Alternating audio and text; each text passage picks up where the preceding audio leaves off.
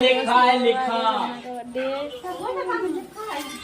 संजना बहुत रो रही है क्योंकि डर रही है इसलिए।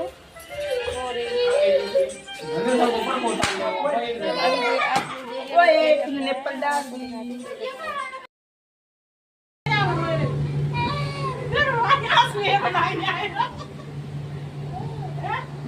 देख रही थी